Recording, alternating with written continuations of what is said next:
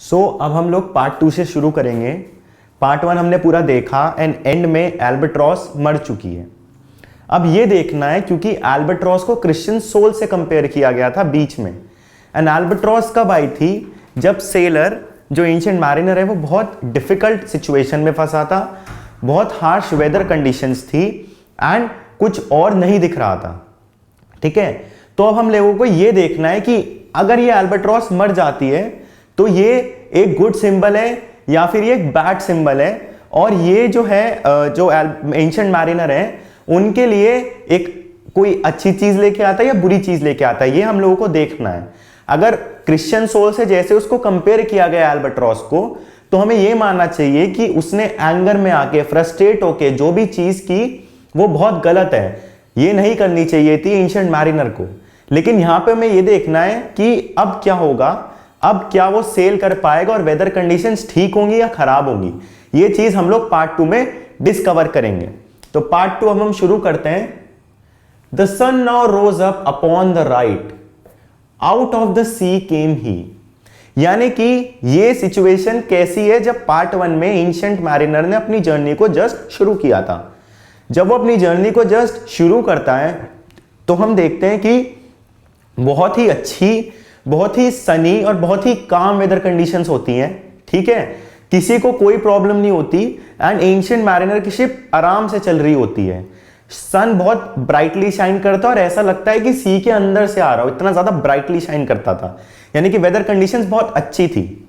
दोबारे से पार्ट 2 में देखते हैं कि वेदर कंडीशंस वैसे ही हैं, बट यहां ये देखने वाली बात है एल्बाट्रॉस मर चुकी है, तो उसका पॉजिटिव इफेक्ट होगा या ये नेगेटिव इफेक्ट होगा, ये देखने वाली बात है।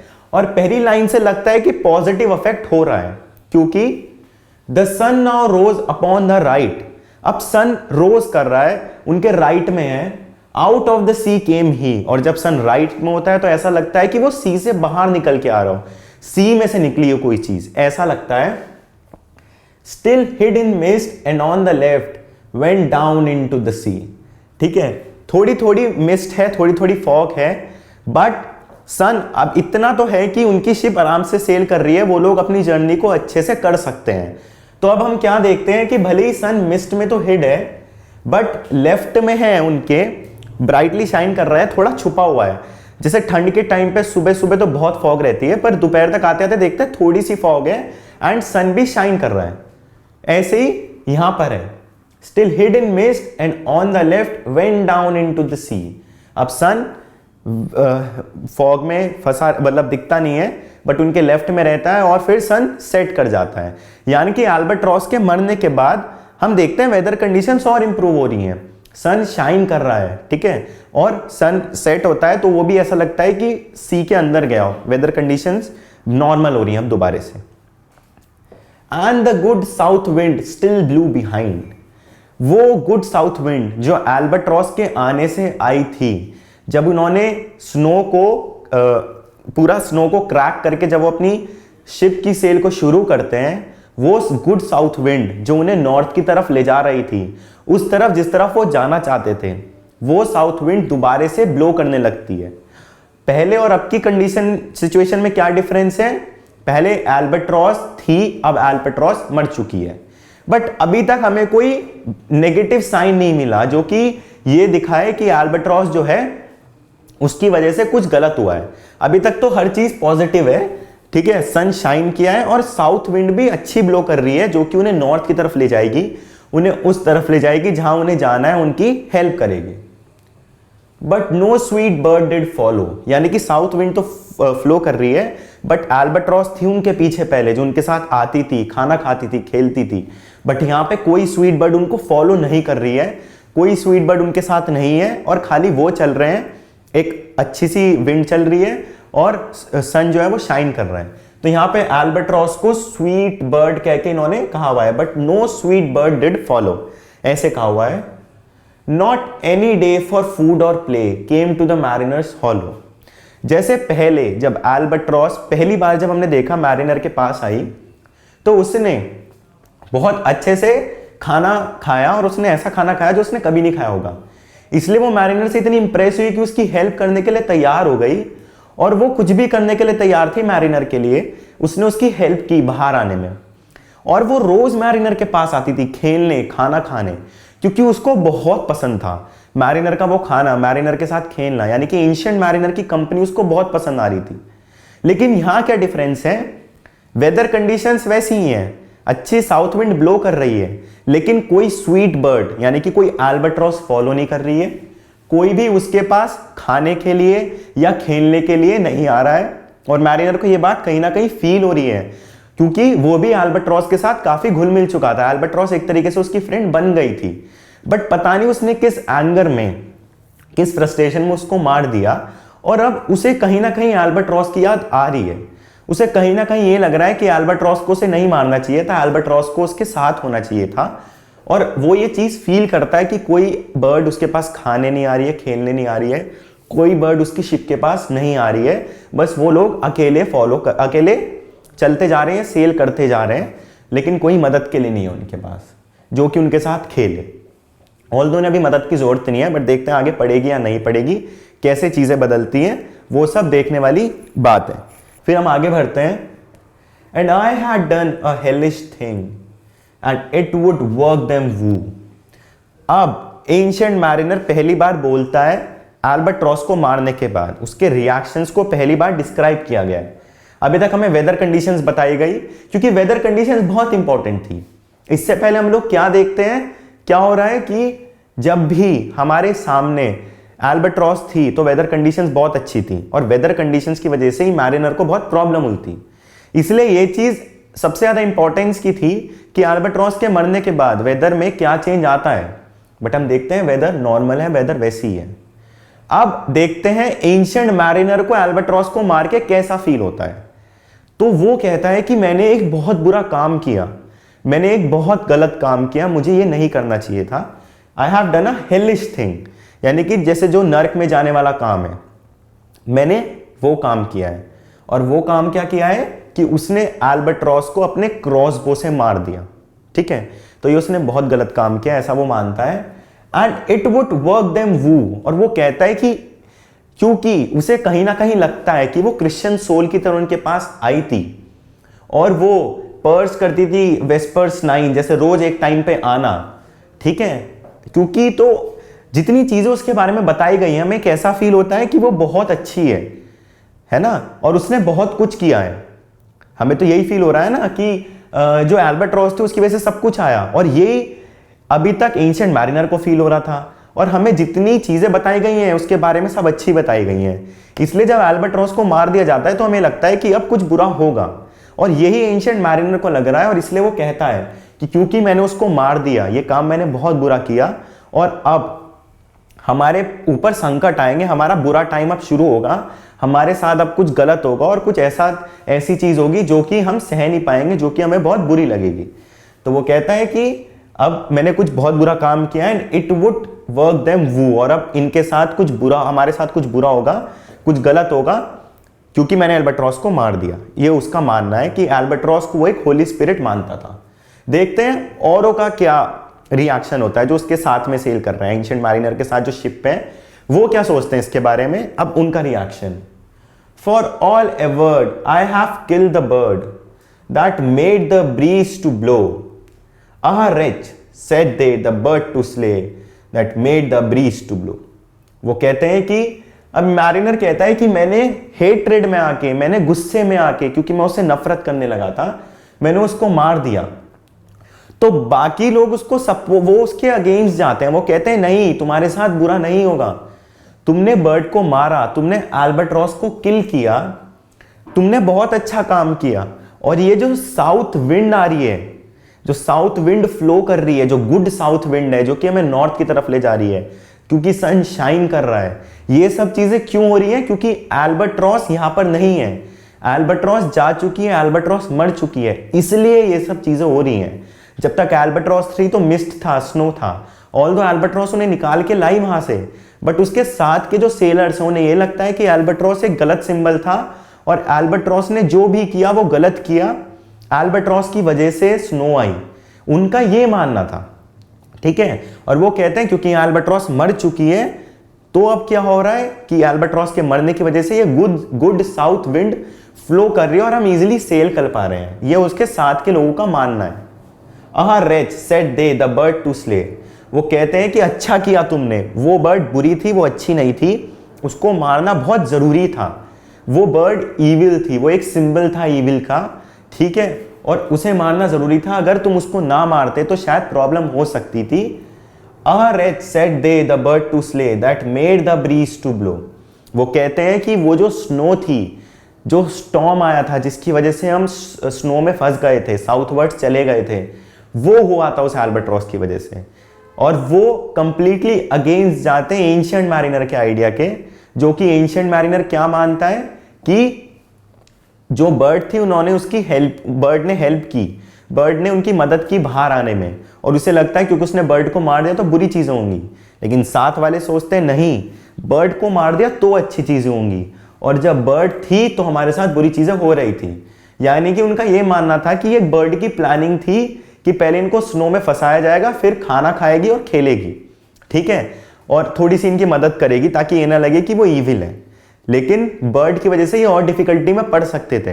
अच्छा हुआ बर्ड को मार दिया, और वो मैरिनर को अप्रिशिएट करते हैं उसके एफर्ट्स के लिए कि तुमने बढ़िया किया, मार दिया, अच्छा हुआ, और ऐसा ही होना चाहिए था, ये सही किया तुमने बिल्कुल। तो ये बाकी लोगों का मानना था, ठीक है। अब देखते हैं आगे क्या होता है। Nor dim nor red like God's own head, the glorious sun uprist. अब सन जो था, अब हम देखते हैं कि वेदर कंडीशंस बहुत अच्छी हो गई हैं, सेलिंग के लिए बहुत परफेक्ट हो गई हैं। बट अब हम देखेंगे कि धीरे धीरे वो कैसे खराब होती जा रही हैं, धीरे धीरे क्या क्या चेंजेस आ रहे हैं।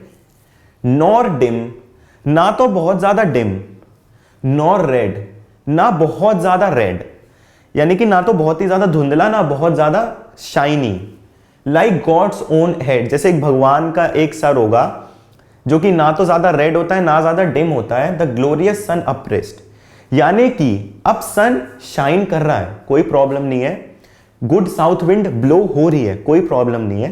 बट अचानक से क्या होता है कि सुबह जब सन शाइन करना शुरू होता है, अब थोड़े दिनों बाद, तो जिस एनर्जी के साथ, जिस पावर के साथ, जिस शाइनिंग के साथ सन राइज करता था, अपराइज आता, ऊपर की अपराइज करता था, वो मिसिंग है। और उसकी जो एनर्जी है, उसकी जो पावर है, यानी कि जो एक तरीके से वो हीट सप्लाई करता है, वो कम होती जा रही है। द अमाउंट ऑफ हीट जो उसको मिलती थी वो घटती जा रही है। और क्या ये एक नेगेटिव सिंबल है? क्या क्या मैरिनर के लिए सिचुएशंस खराब हो सकती है? वो देखते हैं, आगे पढ़ते हैं। नेक्स्ट लाइन क्या है? अब क्योंकि वेदर कंडीशंस खराब होने लगी, सन ढंग से राइज नहीं कर रहा था, और कहीं ना कहीं विंड भी हल्की होने लगी, बहुत हल्की होने लगी। जब विंड नहीं होगी तो शिप का सेल करना नामुमकिन हो जाएगा, वो नहीं कर पाएगी, क्योंकि जब विंड ही नहीं है तो प्रॉब्लम होगी ना, शिप सेल कैसे करेगी, वो लोग आगे कैसे लेके जाएंगे। और ये विंड की मदद से ही वो लोग थोड़ा सेल करने में हेल्प मिलती थी, क्योंकि जब स्टॉर्म आया तो जिस साइड विंड थी उस साइड उनकी शिप चली गई। यानी कि विंड की पूरी डायरेक्शन, विंड किस जगह में जाएगी, वो विंड, शिप की पूरी डायरेक्शन वो किस जगह जाएगी वो विंड के ऊपर डिपेंड करती है। और अगर विंड रुक जाएगी तो उनकी शिप भी रुक जाएगी, एकदम खड़ी हो जाएगी। तो इससे पहले पैराग्राफ में हमने देखा सब लोग अप्रिशिएट कर रहे थे मैरिनर को कि तुमने मार दिया, इसलिए अच्छी वेदर कंडीशंस हो गई, इसलिए सन राइज करने लगा और इसलिए गुड साउथ विंड ब्लो होने लगी।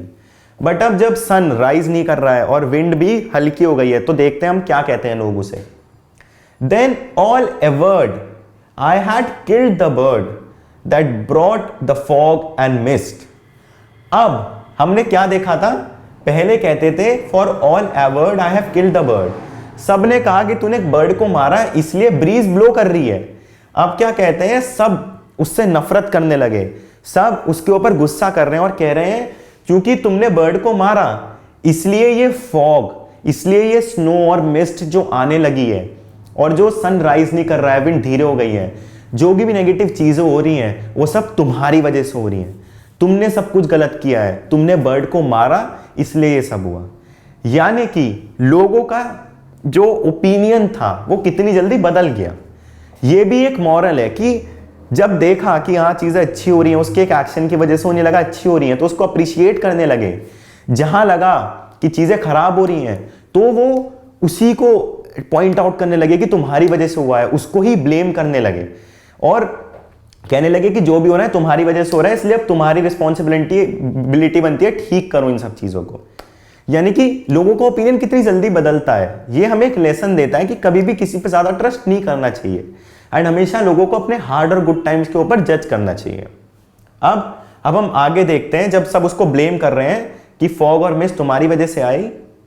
Twas right, said they, such birds to slay, the bring the fog and mist. वो कहते हैं क्योंकि तुमने बर्ड को मारा, क्योंकि तुमने बर्ड के साथ धोखा किया, वो बर्ड हमारी हेल्प कर रही थी, तुमने उसको क्रॉसबो से मार दिया, इसलिए ये फॉग और ये मिस्ट आई है और जो भी चीजें हुई हैं वो सब तुम्हारी वजह से है, ठीक है। एंड देन तुम्हारी रिस्पॉन्सिबिलिटी बनती है कि इन चीजों को ठीक किया जाए। ये तुम्हारे ऊपर है कि तुम कैसे ठीक करोगे, बट जो भी हो रहा है तुम्हारी वजह से हो रहा है। यानी कि पूरा का पूरा ब्लेम एंशिएंट मैरिनर के ऊपर डाल दिया जाता है, उसको ब्लेम किया जाता है। अब हम नेक्स्ट देखते हैं, the fair breeze flew, the winter foam flew, the furrow following free. यानी कि fair amount of breeze flew कर रही है, अच्छी, ज्यादा अच्छी नहीं, बट इतनी कि हाँ उनकी शिप सेल कर सके। नॉर्मल अमाउंट जो है वो ब्रीज ब्लू कर रही है, या जैसे कह सकते हैं ना ज्यादा ठंड है ना ज्यादा गर्मी, नॉर्मल सा है, वैसे ही ब्रीज ब्लू कर रही है। साथ में विंटर फोम फ्लू यानी कि फॉग भी फ्लो कर रही है। दोनों चीजें वहां पर हैं, फॉग भी है, स्नोफॉल, सनराइज, सन भी है और विंड भी है, बट हर चीज बहुत कम कम है। और फॉग की वो क्योंकि सब सन ढंग से राइज नहीं कर रहा है और विंड ब्लो नहीं कर रही है, यानी कि ठंड थोड़ी बढ़ती जा रही है, ठीक है। तो फेयर ब्रीज फ्लू कर रही है, विंटर फोम भी है, द फरो फॉलोइंग फ्री, और फरो जो व्हाइट फरो होता है यानी कि कोल्ड विंटर उनको फॉलो कर रही है। कुछ ना कुछ बहुत खराब होने वाला है, ये इंडिकेशन मिल रहा है यहाँ पे कि कुछ चीज बहुत खराब होने वाली है, ठीक है, कुछ बहुत बुरा होने वाला है। तो द फरो फॉलोइंग फ्री, कुछ ऐसा होने वाला है जो कि ठीक नहीं है, और वो कहते हैं कि ये देखना अब तुम्हारा काम है कि क्या होगा। तो वो कहते हैं द फरो फॉलोइंग फ्री, ठीक है। We were the first that ever burst into the silent sea. और वो जो ब्रीज फ्लो कर रही थी, जो भी फॉग था, उसके साथ वो एक ऐसे सी में एंटर कर जाते हैं जहां पे कोई नहीं होता, बस वो ही होते हैं, और वो सी एकदम साइलेंट है। यानी कि साइलेंट सी के मतलब हमें यहां पे समझने होंगे, क्योंकि जब हम सी पे जाते हैं वो कभी भी साइलेंट नहीं होता।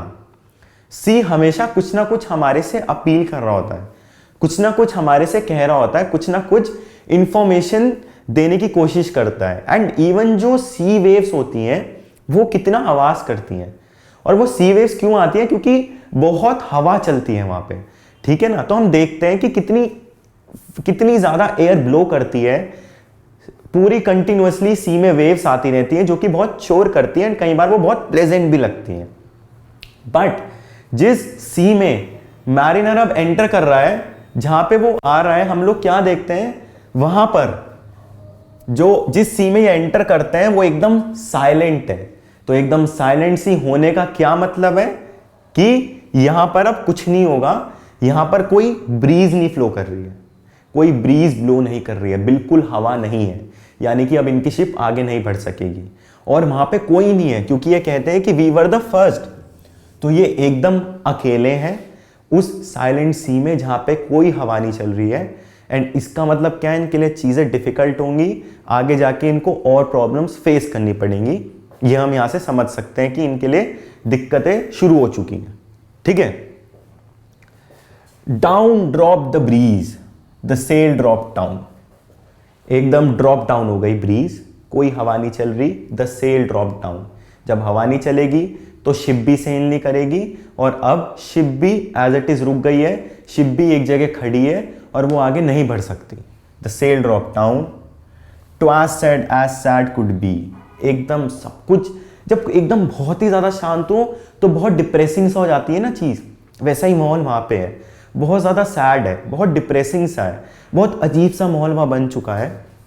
And we did speak only to break the silence of the sea, एकदम सन्नाटा, हवा नहीं चल रही है तो हवा की आवाज नहीं है, हवा नहीं है तो सी वेव्स नहीं है, एकदम शांति है। उनकी शिप एक जगह खड़ी हो गई है आके, बहुत ज्यादा शांति है। और जब ये लोग बोलते हैं तो ही साइलेंस ब्रेक होता है, नहीं तो साइलेंस ब्रेक भी नहीं होता। बिल्कुल साइलेंस है वहां पे, और जब ये लोग बोलते हैं तो साइलेंस को ब्रेक करते हैं, नहीं तो वो डिप्रेशन क्रिएट करता है। ठीक है, तो हम देखते हैं कि यहाँ इन लोगों के बोलने से साइलेंस टूट रहा है, साइलेंस खत्म हो रहा है। अदरवाइज बहुत शांत माहौल है, जो कि डिप्रेशन को दिखाता है, जो कि एक बैड ओमेन है कि कुछ गलत होने वाला है। नेक्स्ट पैराग्राफ की तरफ बढ़ते हैं। All in a hot and copper sky the bloody sun at noon, यानी कि एकदम हॉट, जैसे कॉपर गर्म हो जाता है ना, रेड हॉट हो जाता है ना, वैसे ही हॉट स्काई है। और यानी कि वेदर कंडीशन एकदम पुअर हो चुकी है। सन बहुत ज्यादा शाइन कर रहा है, ब्रीज नहीं है, जिसकी वजह से इनकी शिप जो है वो अटक चुकी है, ये आगे सेल नहीं कर सकते। ये इन्हें बोलना पड़ रहा है साइलेंस को तोड़ने के लिए, बहुत ज्यादा गर्मी है। रेड हॉट सन इनके सिर के ऊपर चमक रहा है, जो कि इनके लिए दिक्कतें क्रिएट करेगा। All in a hot and copper sky, तो स्काई को कॉपर से कंपेयर करने का मतलब क्या है कि चीजें बहुत खराब हो रही हैं, बहुत ज्यादा गर्मी है। The bloody sun at noon, दिन के टाइम पे ब्लडी सन यानी कि बहुत गर्मी फेंक रहा है, रेड हॉट सन है, जैसे गर्मियां होती है ना बहुत ज्यादा, वैसी हालत यहां पर है। Right up above the mast did stand, हमारे सिर के ऊपर, हमारी शिप के ऊपर एकदम खड़ा हुआ है, और ऐसा लग रहा है कि कोई हमें पनिश कर रहा हो, कोई हमें टॉर्चर कर रहा हो। सन की जो रेज हैं वो ऐसा इफेक्ट इन लोगों के ऊपर कर रही हैं। No bigger than the moon, ठीक है, और मून से कोई बिगर नहीं है। एंड इवन जब मून भी आता है तो मून भी कोई हेल्प नहीं कर रहा है इनकी, वहां से भी गर्मी है, हॉट वेदर है, और इनके लिए बहुत दिक्कतें बढ़ती जा रही हैं। बहुत गर्मी हो चुकी है, बहुत प्रॉब्लम्स हो रही हैं। ठीक है, और हम देखते हैं कि मून और सन दोनों एक तरीके से इन लोगों को टॉर्चर कर रहे हैं। जब वो राइज करते हैं दोनों के दोनों टॉर्चर कर रहे हैं। ठीक है, और अब वेदर कंडीशंस पुअर हो गई हैं, और सबके सब लोग एंशिएंट मैरिनर को ब्लेम करते हैं इसके लिए, क्योंकि उसने अल्बाट्रॉस को मारा। एंड जब ऐसी वेदर कंडीशन हो जाती हैं तो हमें समझ आ जाता है कि अल्बाट्रॉस एक होली स्पिरिट थी, अल्बाट्रॉस उनकी मदद कर रही थी। एंड एंशिएंट मैरिनर का जो एक्ट था कि उसने उसको मार दिया, वो बहुत गलत था, एंशिएंट मैरिनर को नहीं करना चाहिए था। एंड अब इन्हें उस चीज के लिए भुगतना पड़ रहा है। नेक्स्ट पैराग्राफ की तरफ बढ़ते हैं।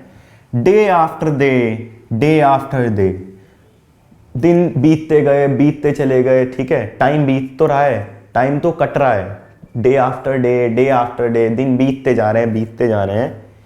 We stuck nor breath nor motion, दिन बीतते जा रहे हैं, सनराइज कर रहा है, प्रॉब्लम बढ़ती जा रही है, और ये लोग एक जगह अटक चुके हैं, ना सांस ले पा रहे हैं ढंग से, ना हिल पा रहे हैं। ये लोग बोल भी नहीं पा रहे हैं क्योंकि इनके होठ सूख चुके हैं। ठीक है, इनके पास कुछ नहीं है, पानी पीने के लिए नहीं है। ये लोग अटक चुके हैं, एक जगह पे खड़े हुए हैं। पहले तो साइलेंस ब्रेक करने के लिए ये लोग बोल भी रहे थे, अब तो बोल भी नहीं सकते। शिप के एकदम बीच, सी के एकदम बीच में ये लोग, सब कुछ शांत है, और इनके लिए डिफिकल्टीज बढ़ती जा रही है। ये हिल नहीं रहे हैं, मोशन भी नहीं कर पा रहे हैं, बॉडी सूख चुकी है, उसे खाना चाहिए, उसको पानी चाहिए, बट वो नहीं मिल पा रहा है, इसलिए ये लोग अटक चुके हैं। रोज दिन बीतते जा रहे हैं और इनकी हालत खराब ही होती जा रही है। As idle as a painted ship upon a painted ocean, और उनकी शिप कैसे खड़ी है, जिसे एक ओशन हो, उसको पेंट किया गया हो, उसके ऊपर कोई पेंटिंग करके शिप बना दो, वैसे खड़ी हुई है। क्योंकि जब कोई पेंटिंग होती है तो उसमें चीजें मूव थोड़ी करती हैं, मोशनलेस होती हैं, वो वहीं की वहीं स्टैंड करी रहती हैं, वहीं की वहीं खड़ी रहती हैं। ऐसा तो है नहीं पेंटिंग से बाहर आके चलने लगे। ऐसे ही ऑल्दो इनकी शिप तो एक ओशन में खड़ी है, रियल ओशन में खड़ी है, रियल शिप है, बट क्योंकि वो हिल नहीं रही है, ब्रीज ब्लो नहीं कर रही है, तो ऐसा लग रहा है कि एक पेंटेड शिप हो, जो कि एक पेंटेड ओशन के ऊपर बनी हुई हो। यानी कि हर चीज एक पेंटिंग की तरह लोगों को लग रही है। अब हम आगे बढ़ते हैं। Water everywhere and all the boats did shrink, पानी है, हर तरफ पानी है, इनके चारों तरफ पानी है, क्योंकि ये सी ओशन के बीच में ही है। ठीक है, and all the boats did shrink, और इनकी बोट क्योंकि एक जगह खड़ी हुई है, अटकी हुई है, तो वो भी क्या हो रहा है, जो शिप के जो बोट्स हैं वो श्रिंक करने लगे हैं, वो सिकुड़ने लगे हैं। यानी कि इनकी बोट भी खराब, जो इनकी शिप है वो भी खराब होती जा रही है, वो भी डैमेज होती जा रही है, वो भी इनके लिए प्रॉब्लम्स क्रिएट कर सकती है आगे। ठीक है, and all the boats did shrink, water everywhere nor any drop to drink, पानी है इनके चारों तरफ, बट ये एक भी बूंद नहीं पी सकते, क्योंकि सी का पानी बहुत नमकीन होता है ना, और वो पिएंगे भी तो इनका थर्स्ट है वो तो मतलब उसको तो नहीं, ये जो क्रेविंग है पानी के लिए वो नहीं बंद होगी ना, जो थर्स्टी है फील कर रहे हैं वो तो स्टिल फील करते रहेंगे। इसलिए हम लोग यहां भी देखते हैं ऐसा ही हो रहा है, चारों तरफ पानी ही पानी है, इनके पास कोई एक बूंद नहीं है पीने के लिए, और ये प्यासे हैं, इन्होंने बहुत दिनों से कुछ खाया नहीं है, मोशनलेस बैठे हैं, एक जगह अटके हुए हैं, साइलेंस है, इनकी शिप खराब होने लगी है, वेदर कंडीशंस बहुत ज़्यादा खराब हो चुकी हैं, और अब इनको नहीं पता ये आगे क्या करेंगे। और हर इंसान ब्लेम किसे करते हैं? एंशिएंट मैरिनर को। एंड इसको करा भी जाना चाहिए क्योंकि उसने अल्बाट्रॉस को मारा, जो कि उसको नहीं करना चाहिए था, ठीक है, बट क्योंकि उसने किया तो अब ब्लेम तो उसी के ऊपर आएगा। और सारी कंडीशन जिस भी हालत में वो हैं, ये सब एंशिएंट मैरिनर की वजह से है। चारों तरफ पानी है, वो एक भी बूंद पी नहीं सकते, तो हम उनकी कंडीशन को समझ सकते हैं कि कितने ज़्यादा डिफिकल्ट सिचुएशन में ये लोग सर्वाइव कर रहे हैं, कितनी ज़्यादा डिफिकल्ट सिचुएशन में ये लोग हैं, रह रहे हैं, ठीक है ना, ये हम लोग समझ सकते हैं इनसे। अब आगे पढ़ते हैं। The very deep did rot O Christ that ever this should be, yea slimy things did crawl with legs upon the slimy sea. The very deep did rot, यानी कि बहुत दूर तक और बहुत गहराई तक हर चीज उस सी में खराब हो रही है, सड़ रही है, गल रही है, कोई मूवमेंट नहीं है किसी चीज में, कोई मोशन नहीं है किसी चीज में। और वो कहते हैं भगवान से कि ये कैसी, मतलब कितनी गंदी जगह है, कितनी वर्स जगह है, और यहां पे तो कोई सरवाइव कर ही नहीं सकता, हर चीज सड़ रही है, हर चीज यहां पे गल रही है, यहां तो कोई सरवाइव कर ही नहीं सकता।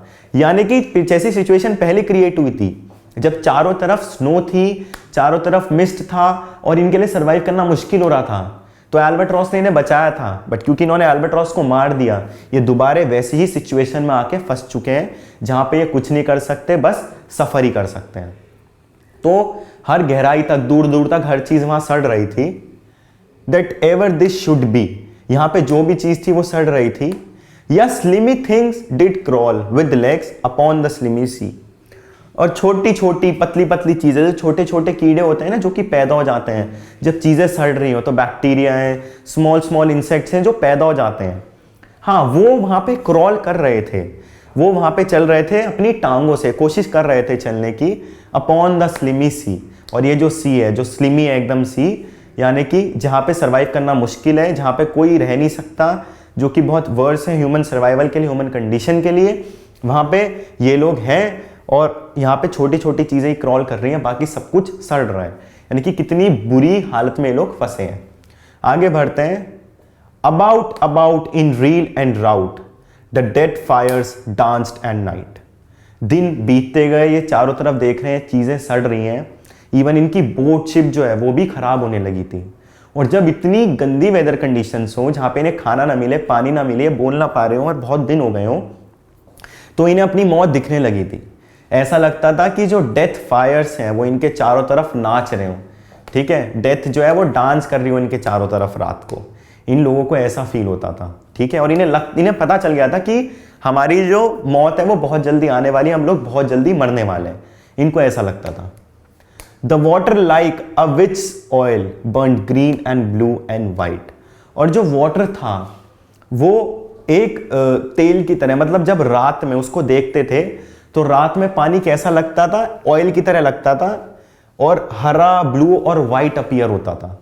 यानी कि इतना बुरा था वो चीज, इतनी बुरी थी कि वहां पे कुछ मूवमेंट नहीं था पानी में, ठीक है।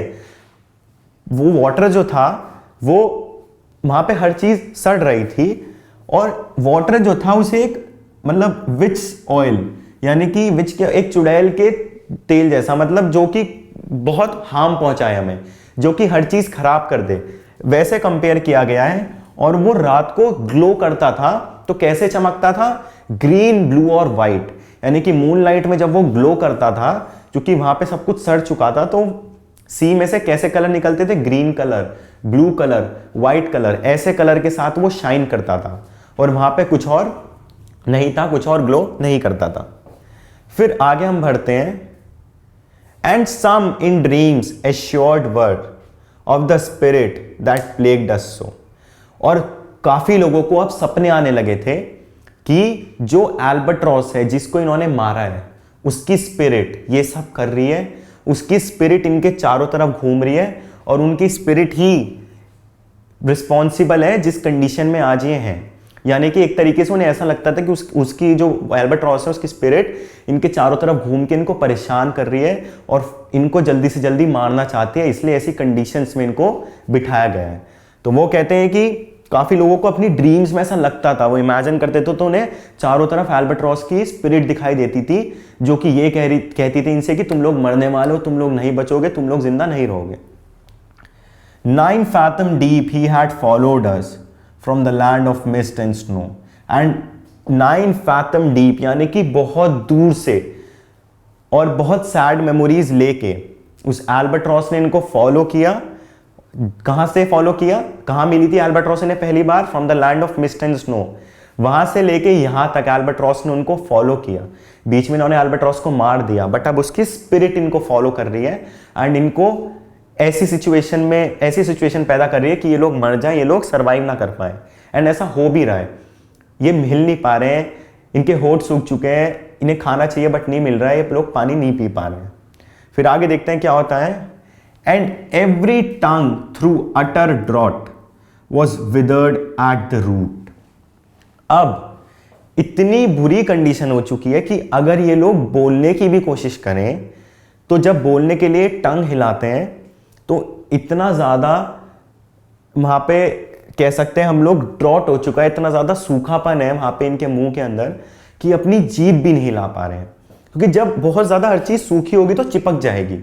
तो इनकी जो जीभ है वो जहाँ से निकल रही है वहीं की वहीं चिपक गई। अब ये लोग बोल नहीं पा रहे हैं, यानी कि इनको पानी चाहिए, पानी चारों तरफ है बट पी नहीं सकते। इतनी बुरी हालत इन लोगों की हो चुकी है। इनकी जो टंग थी वो सूख चुकी है और वो चिपक गई, जहां से वो ओरिजिनेट होती है, जो रूट है वहीं की वहीं चिपक गई।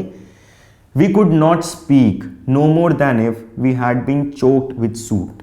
हम लोग नहीं बोल सकते, हम लोग चोक हो चुके हैं, हमारे गला सूख चुका है, हमारी जीभ सूख चुकी है, हमारा मुंह सूख चुका है एंड अब हम चाहें तो भी एक शब्द अपने मुंह से नहीं निकाल सकते।